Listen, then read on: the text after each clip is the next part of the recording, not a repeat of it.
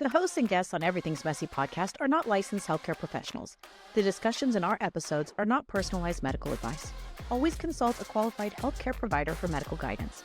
Never delay seeking professional medical advice or emergency assistance because of our podcast.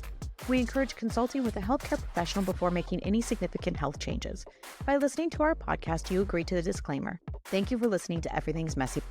Hey, welcome to Everything's Messy podcast, where we celebrate the beautiful but messy life experiences that most, if not all, people go through. Get ready to embark on an exciting journey through the raw and unfiltered stories of everyday people. Here, we dive into messy realities of life, from making messy mistakes to triumphs and everything in between. Are you sensing a theme? That's right, it's messy. But this just isn't about the mess. It's about finding strength and resilience in the midst of it all. We'll explore how health, fitness, and wellness play a crucial role in navigating life's twists and very messy turns. And we'll challenge conventional systems, because sometimes the most unconventional paths lead to the greatest discoveries. Join us as we embrace the messy, beautiful, and endlessly fascinating stories. Each episode is a testament to the power of our messy journeys and the beauty that emerges from the mess. So grab your favorite beverage, coffee, sparkling water, whatever it may be, and prepare to be inspired. Are you ready? Let's get messy.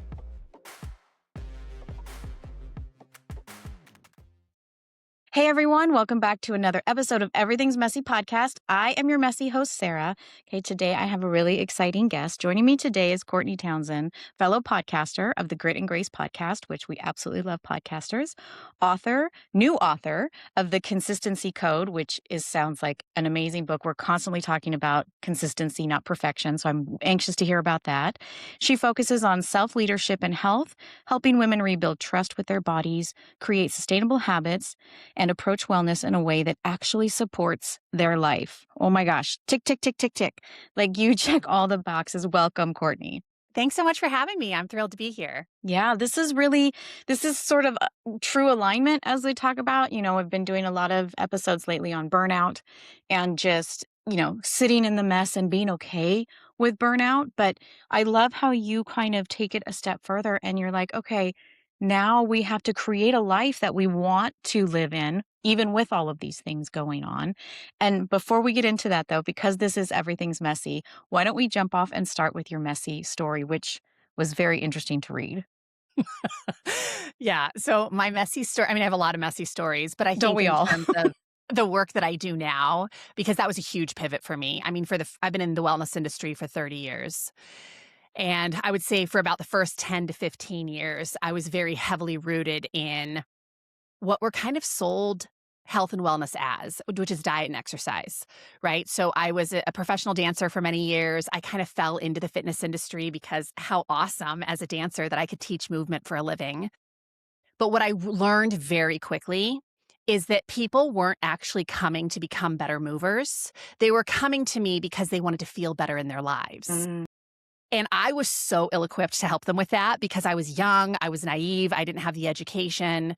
So I did go on to get a lot more education. I went on to study behavior change science and to start understanding nutrition and how all these other lifestyle elements influence the health of a human. And then I fell into I would say kind of the pit of fat loss for about 10 years. I was very good at helping a lot of people around the world lose a lot of weight, but a very curious pattern started to emerge, which was people would reach their goal and start back the slippery slope back to where they started. Yeah. And that fascinated me. Like, what the heck are we not understanding here? But around that same time that I was starting to see that, okay, this isn't it. Like there's something more that I'm missing. I also birthed my son. I only have one child, but he's 16 now. So 16 years ago. And you know how it is. Do you have a child? Do you have children? I have okay, three. you have 3, Yes, I have one. My middle's about to be 16. Okay, so you totally know. And what's so normal as a new mother is people come over to the house to bring food and meet the baby and support the mom. Well, support the mom, I say in quotations, because people would come over to my house And I was struggling in every way. Like I always say, some women waltz into motherhood, but to me, I like tsunamied into motherhood. There was Wow. nothing graceful about it for me. I felt like my identity had been obliterated overnight. I had a pretty traumatic birth, and so my body was deep in recovery. Nothing felt familiar. Like I just had, my feet felt so unsteady underneath me. And the thing that people said repeatedly as they came over to see the baby was, wow, Courtney, you lost the baby weight so fast. Like That was their takeaway. yeah, like Mm. that was the epitome of health, right? Is that I lost the baby weight. But mentally, emotionally, my marriage, everything was crumbling underneath me. And that was a huge aha moment for me because I always am very open about kind of the mistakes I've made in my career, but I am kind of embarrassed to admit that I think one of the big reasons a lot of people hired me early in my career was because of how I looked physically, Mm. right? You are your And own brand. Yeah. yeah, but at the same time, there was nothing healthy about how I was Mm. living. I was exhausted all the time. I had crazy PMS. My joints hurt way more way more than they should have at that age. I mean, there was just a slew of symptoms that were clearly suggesting that I was out Something's of off. alignment with my own Yeah. health. Yeah. But because I looked the part, I got a lot of clients. And so when I gave birth to my son, I just really started to have this reckoning with myself. Like, people aren't hiring me for the right reasons, right? And I don't even believe anymore that working out hard in the gym and counting every, calorie that goes into your mouth is health. Right. Maybe for the right person at the right time in the right Sure. dose, it can be a Sure. tool. But I also started to see the dysfunction in that because it was a really great way to avoid the deeper work of repairing relationships and liking who I was and learning how to become a mother and to kind of take responsibility for this new role that I was in. It was really easy to avoid that work when I just focused on exercising and eating a certain way. Right, right. Well, and I think to your point, I think what's seems to be emerging out of the wellness lately, the industry seems to be this it's wellness is almost becoming an obsession and not truly in a healthy way, like you mentioned. And then really quick, if you could go back, because I think a lot of women are fascinated with this, and I don't think it's talked about enough. But you talked about, some women just waltz into motherhood and it's beautiful and blissful and all of these things, but that wasn't your experience. And I actually think, I don't know if it's taboo or women just don't want to speak about it, but there are these women that I don't think get enough, attention for what their journey was, almost because they're like, don't want to be judged or whatever it may be. But that's a really, and then to have that self-awareness too while you're going through recovery, unpack that a little bit.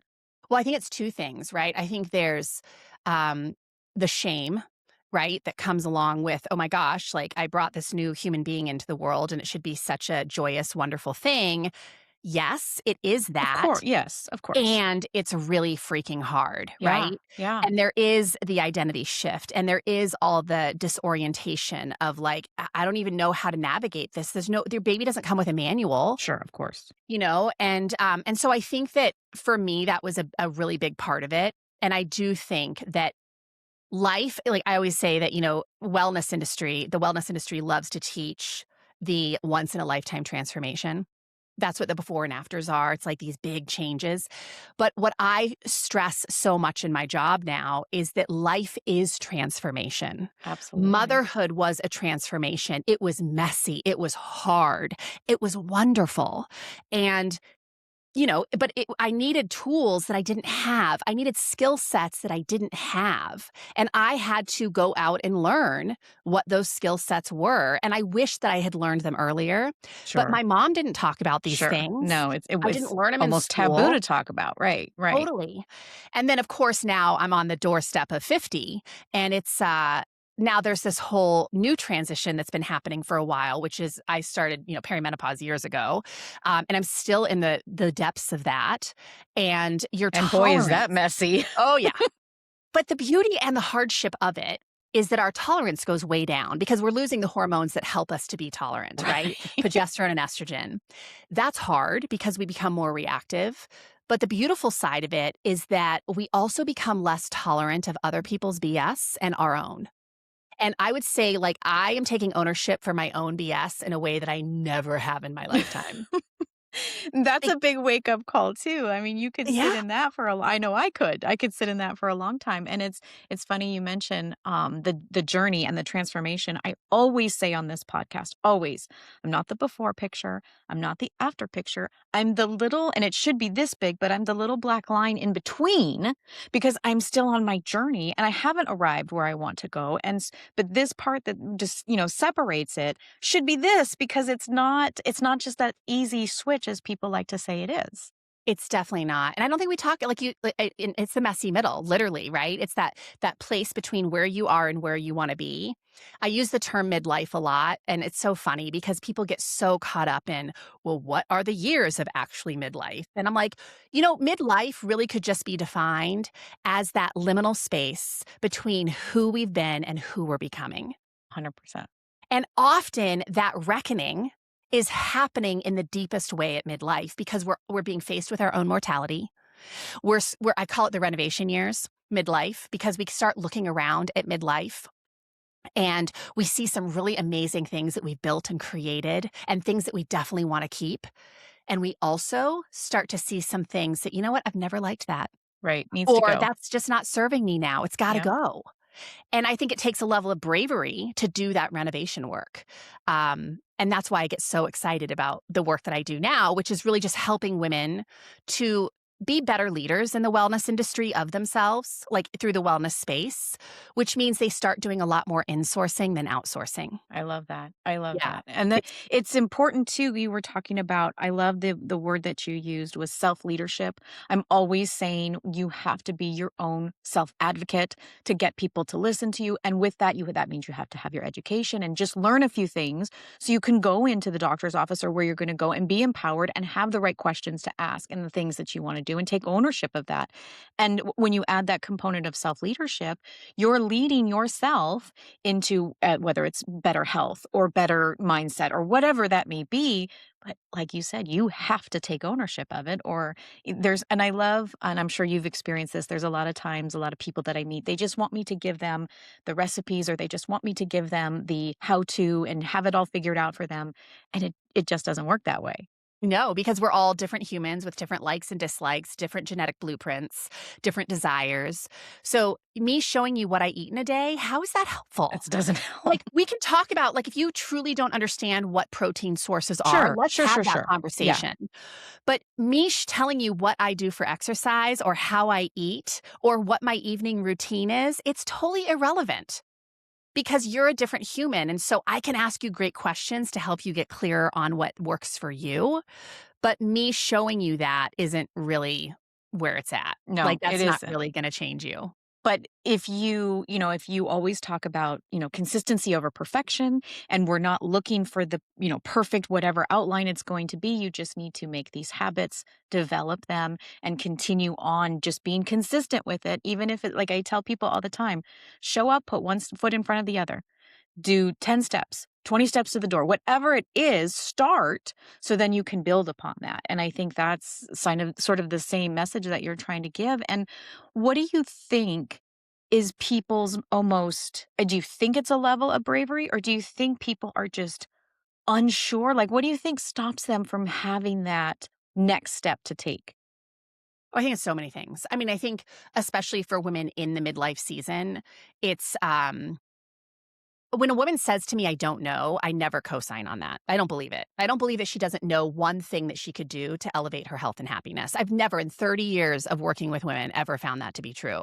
What's truer is she doesn't like the work that she's being called into. Mm, She knows she needs to move her body more. She knows that she probably needs to eat more vegetables or eat more consistent meals throughout the day or have a difficult conversation with her spouse or leave the job that she's been in for 10 years because it makes her so miserable, right? Women know what they need, but they don't have often the trust to follow through with that curriculum. so Because well that's what it said. is. It's a curriculum, right? Life is always giving us a curriculum for what we need to learn and how we're going to grow. But we don't always like the curriculum. Like, I will tell you, the things that have been the biggest teachers in my life have been the things that I wouldn't wish on anybody, right? Like, they were just hard lessons. But like I'm telling my son all the time, and I'm sure you say this to your kids, the messiness is where we do all the learning. So if you are not willing to get messy, you are not willing to grow, you are not willing to learn, you will never get to the other side of whatever it is you're trying to create, because that's just that's the cost of admission. Yeah, 100%. People want to skip over that part. They want to go to Yes. the next step, which, like you said, that's where the work is done. It's also what I have found is where we find our strength to go to the next level. So it might feel icky. You have to sit in those messy waves. It's rolling over you, and nobody wants to be a victim. I'm not saying sit in victimhood and feel sorry for yourself, but you have to sit in those deep rooted, horrible, icky feelings to then be able to grasp it, process it, and go on, find that strength to get to the next step. But if you skip over that part, it's just going to come crashing back in a much worse way than it did the first time. Yeah, it's so interesting because I think a lot, I always ask, one of the first questions I ask my clients is, how do you define health? Huh. Right? Because a lot of people are defining it by a clothing size, a data like a blood profile or a hormone panel, an athletic ability, right? Like there's all kinds of ways that people are looking at health. And of course, I push back against all of that because health is not a look, it's not an athletic achievement. I mean, look at Simone Biles. Like she's a testament to someone who literally stepped out of the Olympics because her mental health was so off kilter. Right. And then she pulled back, which is a very brave thing to do, especially for a woman, especially for an Olympian. She pulled back, and what happened? She came back stronger than ever. Yep. Yep. Right?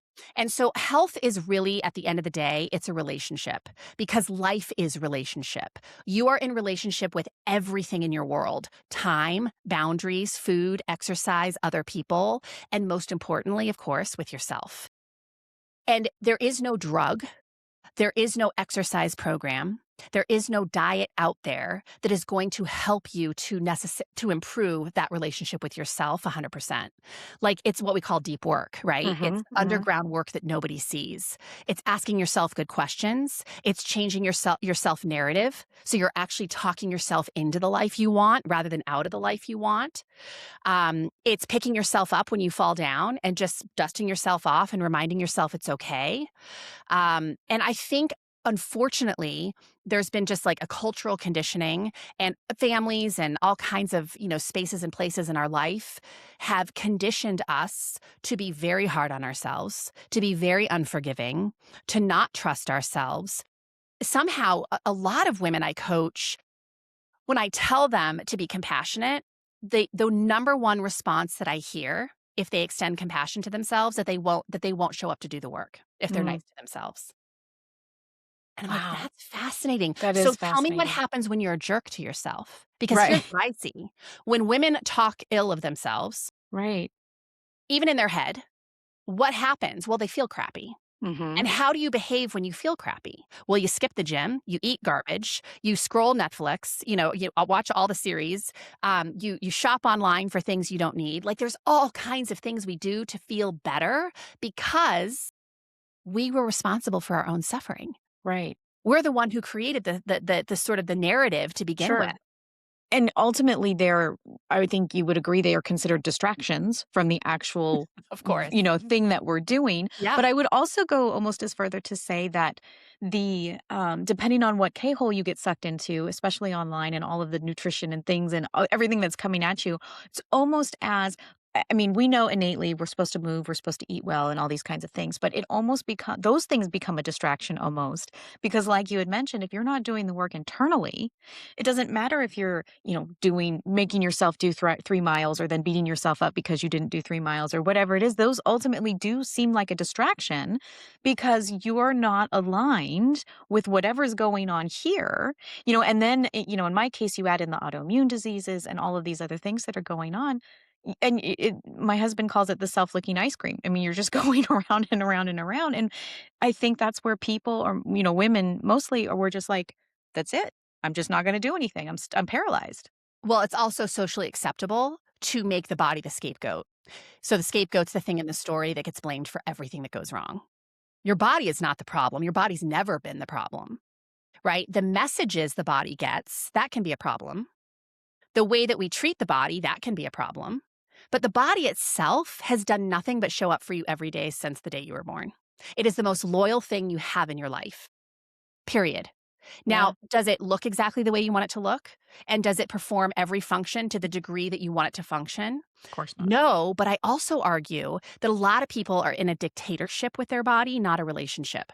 So a dictatorship is we demand of our bodies without actually asking what it needs from us, right? So I want you to look a certain way, but I don't want to go to the gym, right? Or I want you to have all the energy for me to get through all these things in the day, but I'm not going to eat in a way that supports that.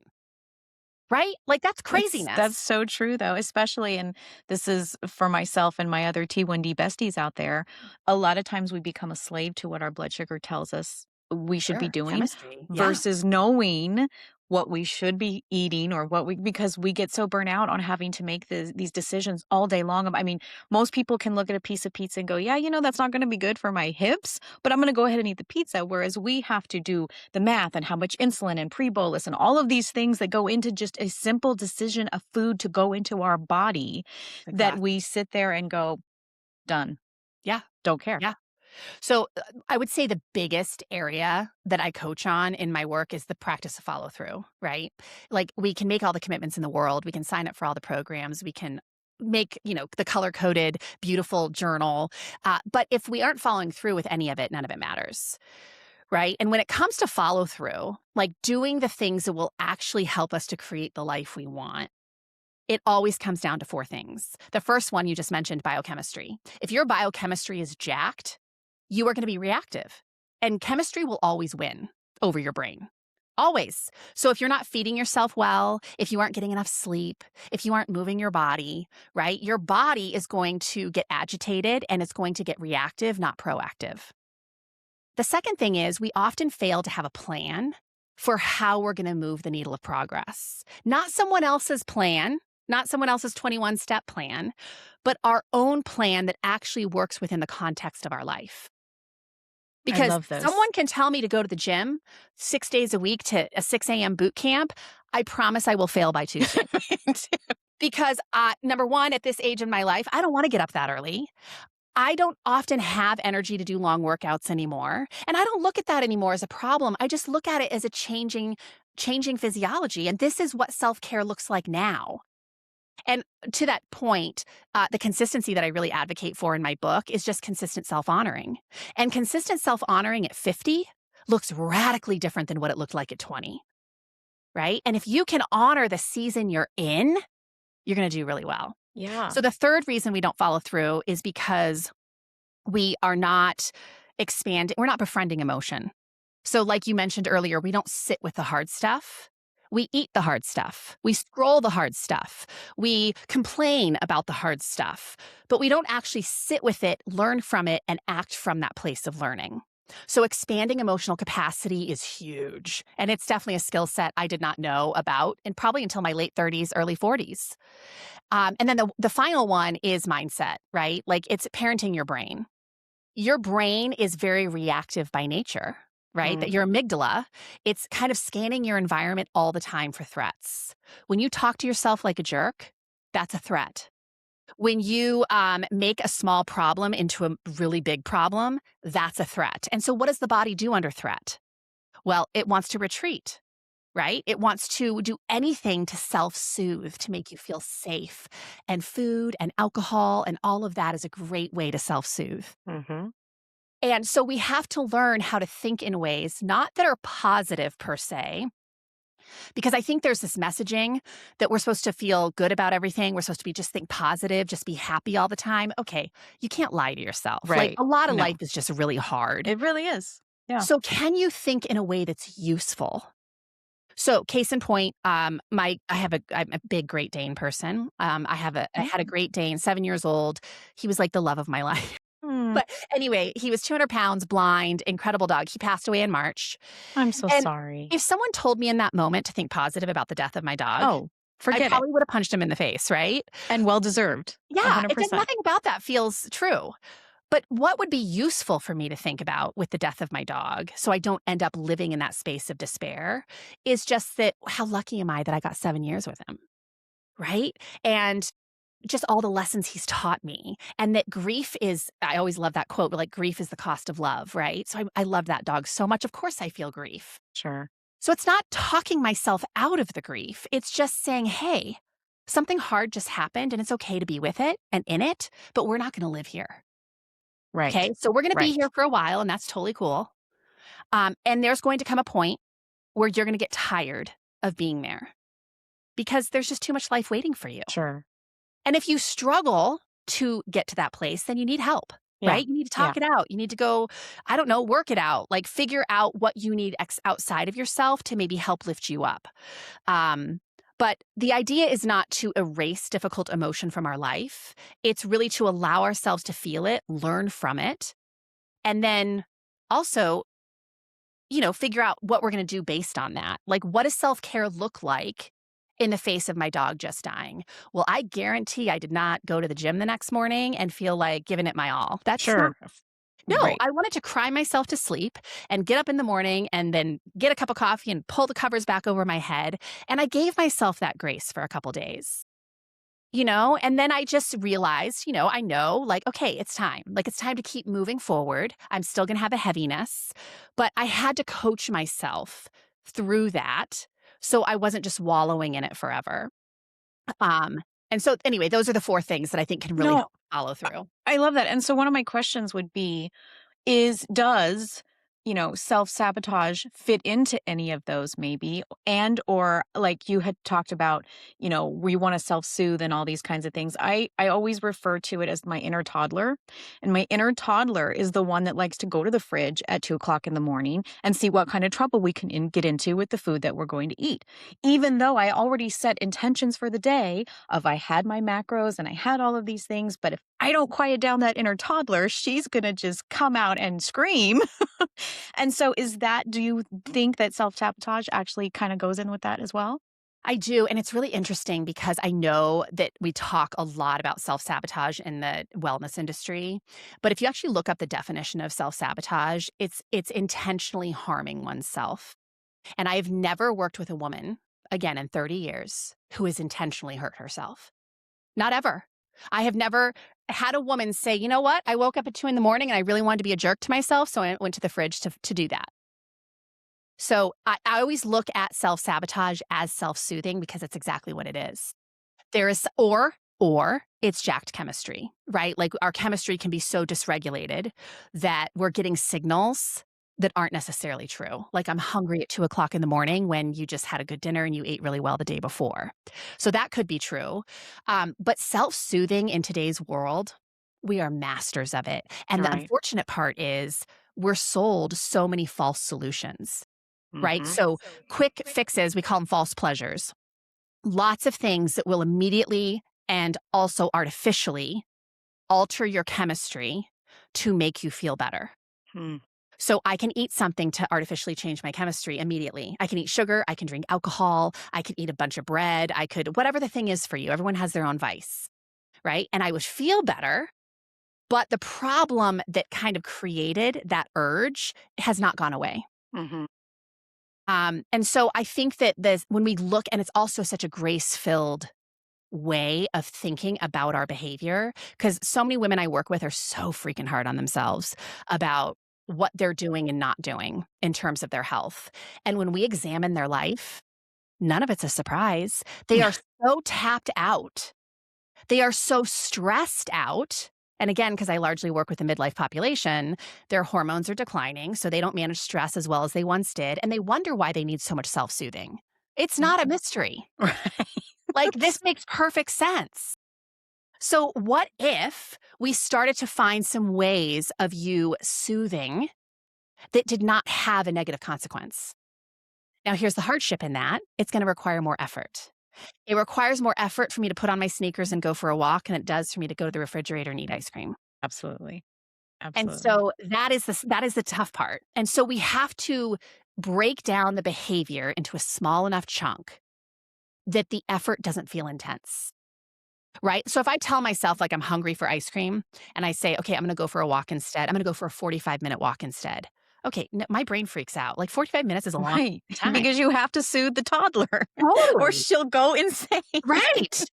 And also, I think this idea too, where we've kind of built a habit of gratifying every urge. because again, we live in a world of comfort. So things to satisfy our urges are constantly around us. And an urge is not an emergency. No, but, and Yeah. this is full disclosure, for Yes. me, as a type 1 diabetic, I'll have hit all my protein. I've taken all of the movement I can do for the day. I've got, my blood sugars, time in range or whatever. And at, 12:30 in the middle of the night, my sugar will reach Totally different. 45. Yes. But here's so unpack this, if you will. My mindset goes, oh my God, I'm so excited. I'm low. That means I get to have juice or candy or something because Right. I deprive myself of that throughout the rest of my time. So I don't spike and have a 300 blood sugar. But when I'm low, my mind is like, oh, goody, I get rewarded. Right. And so again, like this is such a great example because it really just shows that it can be such a mindset issue. Mhm. It's the narrative you have around the blood sugar dip that is jacking up your relationship with food. Well Because you're said. thinking about, "Oh my god, this is such a great I opportunity. This know. is this is my I celebration," get or to this have a is piece of chocolate. I like I get totally. rewarded. Absolutely. It's really interesting. I was listening to the Minimalist podcast years ago. They actually used to live in Missoula, and then they moved to LA. I don't know if you're familiar with that podcast at I'm all, but it's not. a pretty big podcast at this point. But I remember them Wait, talking. is this where they live off the land and all of that? Is that No, the minimalists are just literally that. They're just minimalists. They live with very okay? little like material stuff. Okay, okay, okay, You okay. guys, anyway, it's great. They have great information. But one of them was talking about how he kind of had to have a reckoning with himself about his own diet, and he was talking to himself about the reasons he eats. And one of the reasons, of course, was pleasure. And when he asked himself, like, do I really like eating for pleasure? Because most people would say, yeah, I do, because I love food, right? I really love food. I love good food.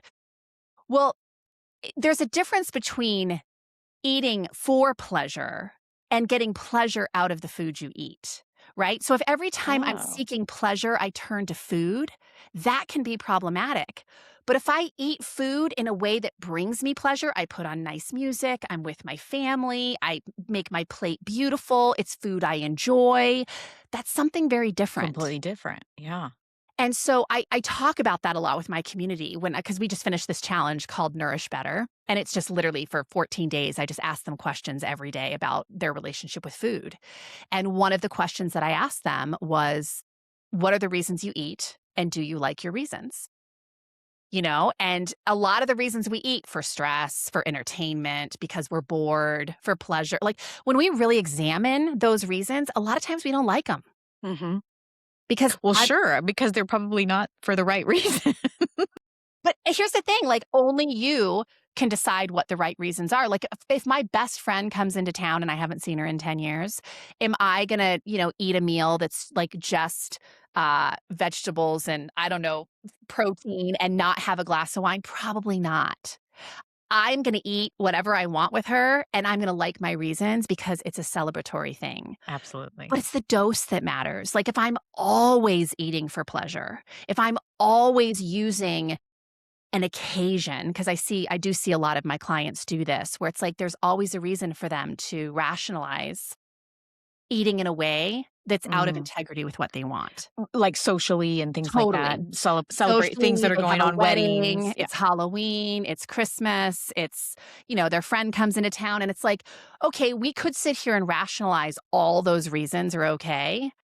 But again, it's the dose that your body's going to have a response to. So do you like the dose at which you're rationalizing this? And usually when we ask that question, they're like, no. No. No, because we innately know it's too much, We right? And totally know. what is that we're supposed to eat to live, not live to eat, or maybe I have Yes. it backwards, something like Yeah. that. But in a nutshell, that's basically telling yourself this is, going back to our ancestors, we're surviving as we nourish our body.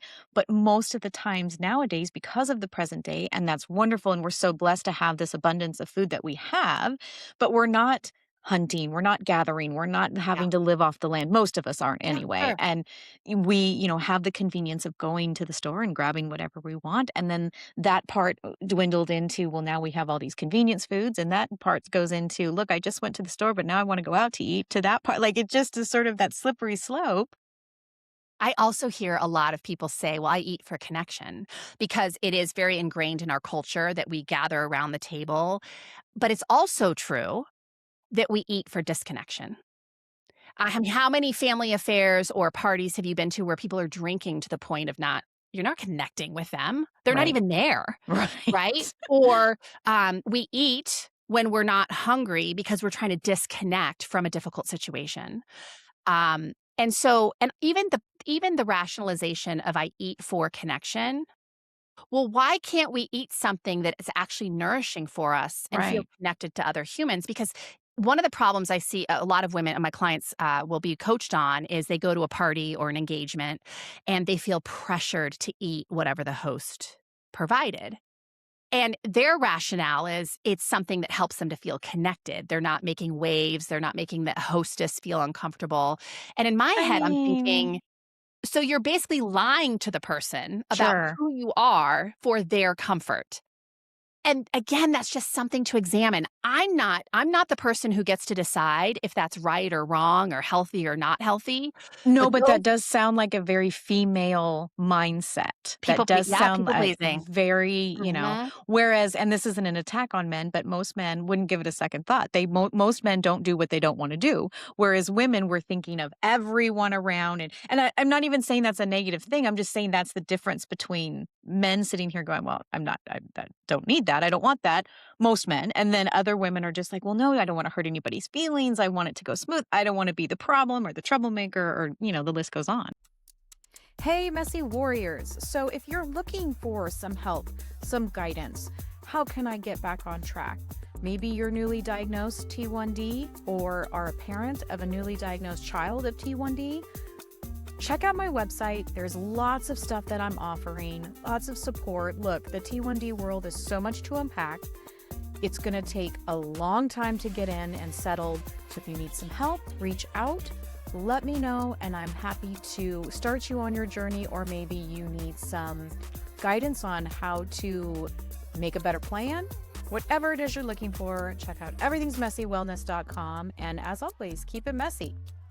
Yeah, one of the best books I've ever read on the topic, I recommend it in almost every interview I do, is The Courage to be Disliked. Yes, I love that book. Oh my gosh, I've read it so many times, but it really is, like, I think it just gives people such a grace-filled lens to look through when they're kind of wavering on the edge of, do I stay true to who I am? Or am I going to risk what's true for me to make someone else comfortable? And I'll tell you, at midlife, the tolerance for doing anything that disrupts my authenticity, I just have a lot. I don't want to do it. And I also think it's a great filter. It's a great filter for the people who belong in your life. It's a great filter for the relationships that truly are nourishing for you. Absolutely. Because when people have a problem with what feels true and like nutrition for you, that says something. Like, why wouldn't you want me to be happy and healthy Mhm. just to make you comfortable? That's not okay. No, and I not only looking at it from that perspective, but I know for me, not wanting to sit because I know it's going to happen. I know myself well enough. I'm going to have this little bout of I'm going to be resentful if I say yes to this, and I Exactly. don't want to be there, and I don't want to feel that. I don't want to have that. So if you do appreciate me or love me or care, whatever it is, you're okay if I say no or whatever it is. This isn't what I can do for you. Here's why. Maybe there's a compromise. I mean, it's a case by case thing, but definitely I'm not going to just, burn myself out at both ends just not to make the waves, right? Yeah, definitely. I think I always say, like, a really great entry to this, starting to ask for what you need, is we've all had this experience of, like, going to a coffee shop and we make our order and then it's not what we ordered, but we keep it anyway because we don't want to, disrupt the system, or we don't want to make the person feel bad. It's like, no, those little moments are invitations for you to just ask for what you actually ordered. Right. And it's Right. not, there doesn't have to be any cruelty in it, No, of or course not. Of course we just not. say, like, hey, this isn't what I ordered. And those little tiny moments start to build us up to be able to ask for the bigger things that we need in our lives. And we need to have those lessons. And Yeah. sitting in the uncomfortableness only makes us stronger for the bigger things that I know I'm going to feel resentful for if I don't make that boundary. And that was really hard. And I think maybe you can speak on this. It's kind of interesting to me, especially in my 20s, extremely people pleasing, but wanting to go after all the dreams that I had. Then in my 30s, raising my kids, their wants, their needs, making sure they have everything. But then getting into my 40s and now 47, it's almost like I have this different lens of, again, like you said, not in a cruel way, but in a way where I can stand a little taller and a little more confident and be okay that I'm going to say no. And almost to the point where, and I'm still working on this day by day, but almost to the point where if they're not okay with it, I'm okay with that. And that's the caveat at the end, right? Yeah, but to me, that is like self-care in its finest form, right? Like it's high level self-care to be able to say like, knowing where I'm at right now and the resources I have available and what's most important to me, this is a no. And I'm totally cool with that, because it again, I always say like deep health is liking who you are, what you do, and why you do what you do. And 100%. anytime I put my decision making through that filter and I see that I'm making a decision to make someone else happy or get someone else's approval, I do not like my reasons and I do not like who I'm being. Right. I was going to say, I don't like myself in that moment. And so it's like, there's like that. There's just your data, Courtney. What are you going to do with it? And believe me, I do not live like a perfectly executed. I still fall into moments of people pleasing. I still take on things that, occasionally burn me out. Like I think that learning process will probably be forever and always. But the length of time that I spend in those places is so much less, and it just doesn't happen as often because I always say there's a difference between proving your worth and owning your worth. Like proving your worth is, I think, where a lot of burnout happens. And man, did I live there for a lot of years. I worked excessively hard proving that I was good at what I did and that I could, make a living and that I was a likable person and all these things. And at this phase in my life, I really make decisions based on my worth. Like, I know some stuff. I know I've helped a lot of people. I know I have value to offer the world. So I'm going to move from that place. And if you don't like it, that is okay. Sure. Because it's not meant for everybody. Yeah. Totally. 100%. One of my mentors used to say that you could be the juiciest peach in the world and there will always be someone who doesn't like peaches. So true. Right? So well said. Yes. So let me ask you this. What about, we're always talking about all of their body systems are connected, mind, body, spirit, all of it is synergistically there. But how is it? Let me see if I can make this the right way. Talk about being in that self-leadership role, but how a lot of us, me included, are running on these extremely dysregulated nervous systems, right? And we think we're doing the right things, but trying to come into that path of, like you had just said, I'm okay with this or I'm not okay with this, and this is who I'm going to be. But I don't know, maybe if you can just touch a little bit on the anxiety that a lot of us are feeling, even if it's just, whatever we're eating, how we're moving, and how kind of that all connects. Yeah. I mean, I think that number one, self-leadership, like any skill, it's a practice. That's all it is. And it's so interesting when I'm talking to my clients and they'll say things like they're facts. Like, I'm just not someone who is ever going to trust herself. They say it like it's factual information. And I always correct them and I say, no, what's actually true is you have been living in a way that you have not been practicing self-trust. And so you have an identity, like you've adopted this identity of just being someone who doesn't trust herself because we're always going to act according to what we believe about ourselves. So this is where the messy middle is. Like, this is where because a lot of people will start to understand a lot of the principles in theory. And then they get so angry at themselves because they'll do well for a day or two and then they find themselves like taking a back step, right? Or going back to old behavior. And I'm like, yeah, that's the way. That's how it works. There isn't just this light bulb that goes on in your head. A new skill is learned and acquired and forevermore you never make that mistake. Sure, and the synapses is made and it's all great. No, it's a practice. You think about how a new neural pathway develops. It is through so much repetition. So you can't think a new thought one time, right? So let's just use that example, like women who say something very convicted, like, I'm just not a person who, I would challenge them to think something along the lines of, it might be possible, because that feels true. It might be possible that with enough practice, I could start trusting myself more. And that doesn't feel like a revolutionary thought. It doesn't feel radically different. It just feels a little bit better because it might Mhm. be possible. And a little softer towards yourself. Yeah. So You're not demanding, there's no expectation, but Totally. it might be possible that you can Yeah. practice how to get there. Yep. Another one that I love is I might be wrong that I'm a person who will never trust herself. Yeah. Because, you've been wrong about a lot of things. I sure have. And so you might just be wrong. So here's the thing is, like, every time I catch myself in that narrative that I'm just someone who's never going to trust herself, because that narrative's just going to keep coming for you because you've been practicing it for so long. It is a habit. And what is a habit? It's a behavior that we do without having to think. It's a reaction. So when I catch myself reacting with that narrative, I have to capture it. I have to hook it and say, oh, there it is. And no, it might be possible, or I might be wrong that. And enough times and enough practice, you start to believe something different. And when you believe something different, you become something different. Everything shifts. Yeah. But we don't again, think of how our world works these days. Like, you can have you order something off Amazon now, it's here in the afternoon. What the heck? Right? We are like, There's no delayed gratification anywhere. nowhere. And so when it comes to behavior change, I always say I teach the most unsexy work in the wellness industry. And I will forever. It is the hill I will die on. Because, I know that there's, supplements and helpers and healers and programs and protocols that, again, at the right time for the right person and the right dose is probably helpful. But none of that is helpful if you don't learn to govern yourself, if you don't learn how to practice when no one's walking alongside of you, or you don't have anyone to be accountable to, right? We have to take ownership of that at some point.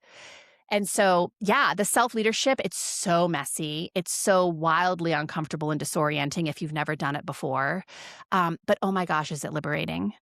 Because after I think enough practice, you do, number one, start trusting yourself more. And when you trust yourself more, life expands. Well, I was going to say, as you trust yourself more, you sort of start to adapt what confidence is, and a little bit more and a little bit more. And that confidence starts to exude, and things around you start to shift to resemble that, because the other way you were living was not confident at all. Exactly. And confidence too, just like self-leadership, it's just a practice. There are not people who are born into the world more confident than others. There are people who practice confidence at a younger age than others, or more consistently than others. But confidence is really just a practice. And so if you are someone listening to this who's thinking right now, I am so not confident, cool. You have learned like where some of your curriculum is. That's it. That's all it is. That's all we have to make it mean is there is a call to do some work there. I was going to say, it? there's your data. Like you said, there's your data. Now, what are you going to do with it? Exactly. I love that. Oh, that's just awesome. So tell us a little bit. We kind of touched on it before I hit record, but just with this book, which congratulations, by the way, just amazing book. Yeah. I often talked about, doing the little habits to create the consistency and things like that. But this is a consistency code that sort of maps out, how to help yourself practice these things. Where was this idea born? Just in doing all of your coaching, or where was it born? I love where it was born. So when I moved, I had a brick and mortar business, a training studio for years. And about 15 years ago, I shifted everything online. And when I did that, it was like I moved to a new country. I had no idea how online business worked. So naturally, I hired a coach. And oh my gosh, to this day, she's one of my favorite people ever. But when I was working with her, as so many professionals in the online space wanted me to do, they wanted me to sell what was sexy. They wanted me to talk about weight loss, body transformation, food, specific exercise Because it programs. sells, right? That's what Exactly. sells. Yep. So there's that whole concept of like sell them what they want, but then give them what they need. But to me, that just felt like I was tricking people. Like, what? So anyway, I had this sort of back and forth argument with her about going in this direction. And she finally said to me, okay, Courtney, if you can only teach a woman 4 things what would you want to tell her about health? And I want you to go away this weekend. I just want you to marinate in that question. And we're going to have a call next week and we're going to figure out what those 4 things are. And so I did. I went away and I just started thinking about if I had to put every conversation that I have with a woman into 4 buckets, what would those buckets be? And it was so easy. It's awareness. A lot of women aren't aware. They're not making time for awareness because you know what? Awareness isn't real convenient and it doesn't really No. feel good. And who has time for that? No one's got time for that. So awareness, that's a bucket of practices.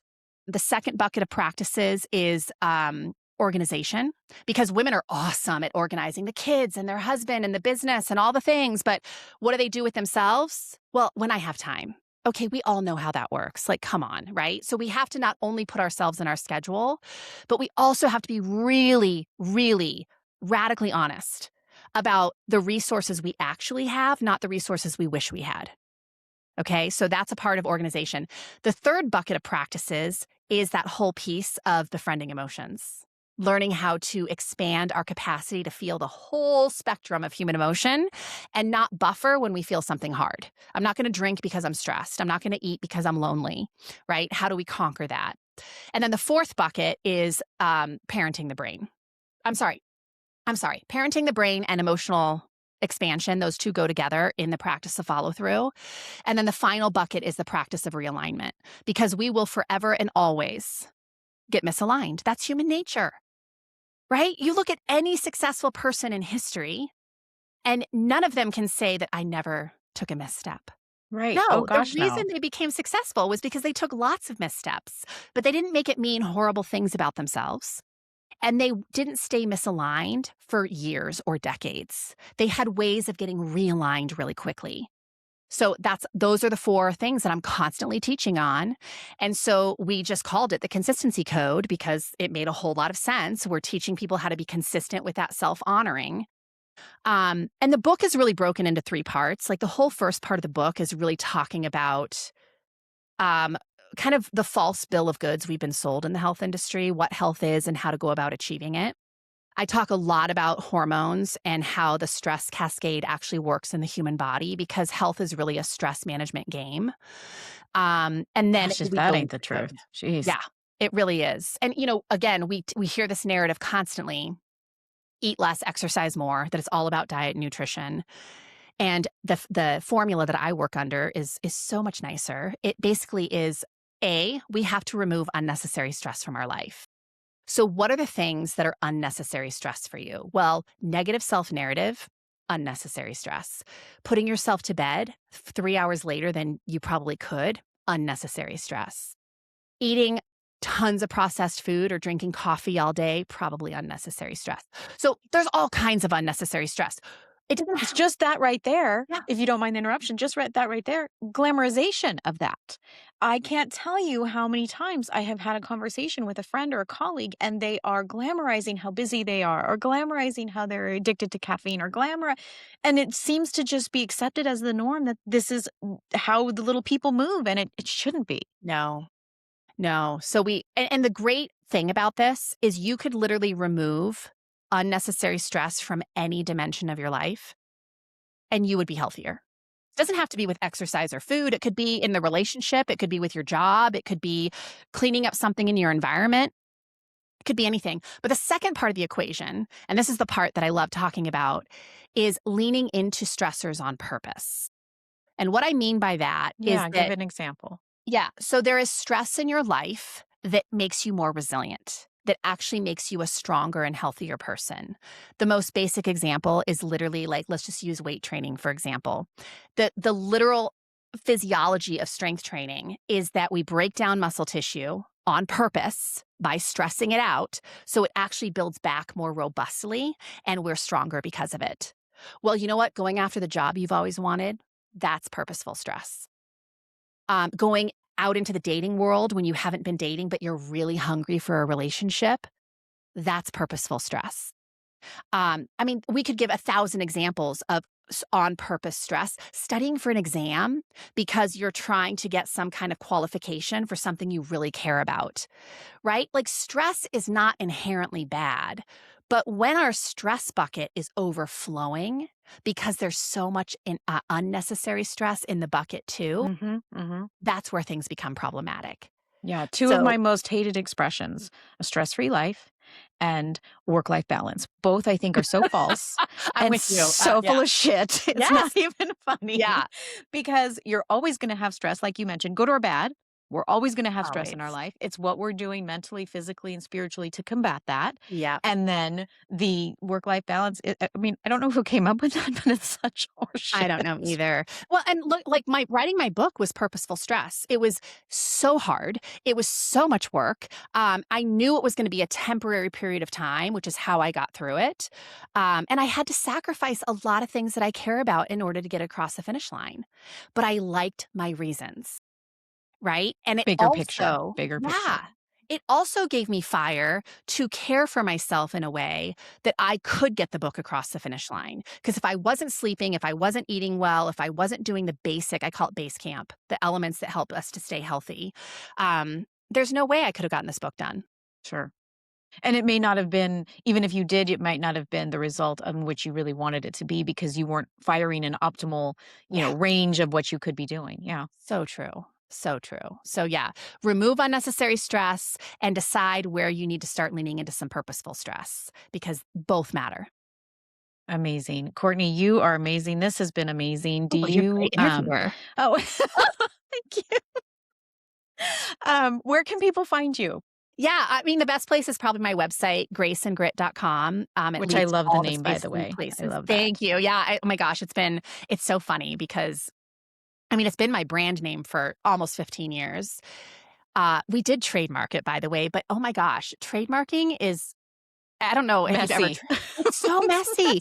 Like if just for anyone listening to this, if you ever go look for the Grace and Grit podcast, you'll find 1,000 podcasts now by that name. Even though we have like the most podcasts out there under that name, we technically own the trademark. But it's also like, am I going to pay to have an attorney go after every? Right, It no. just gets to a point where it's like I can't even afford to like enforce this. But Mhm. anyway, all that to say, it's me sitting in a throne with my legs up in the air. And that's my podcast, Grace and Grit. But graceandgrit.com is the podcast. The consistencycode.com it's a page dedicated to the book, but you can find it on any online retailer. And we do have an Audible too. Like you can listen to me read it. Oh, you got to read it. How fun. Yeah. Oh my Yeah. gosh. That was probably a great It would have been experience. weird, I think, as a podcaster to have Sure. anyone else read it. My listeners would have been like, okay, You're this like, is strange. mine. I'm doing it. Yeah. Yeah. I So, love it. Well, thank you so much for coming on to Everything's Messy podcast and just filling us with so much information. Love to have you back sometime. Maybe we can get into the Amazing. weeds of more intricate things, but I really do appreciate you coming on. Thanks for having me. This is great. Thanks for listening to Everything's Messy podcast. Whew, if you made it this far, give yourself a gold star or at least a nap. Honestly, if you showed up today and you were listening, you've already crushed it. I'm so grateful for you listening. If anything hit home, share it, tag me, write it on a sticky note. I don't care. Just don't keep all of this messy goodness to yourself. You can find me on Instagram at Everything's Messy Wellness or over at my website, everythingsmessywellness.com, where I've got resources, coaching, and probably a new rant about blood sugar or something that's just nonsense. It's all waiting for you. Check out my YouTube channel. I've got all of my podcast episodes up there. And I'm on X at Everything's Mess. Or if you just want to send me an email, Sarah at everythingsmessywellness.com. Look, until next time, hydrate, take no crap, and as always, keep it messy.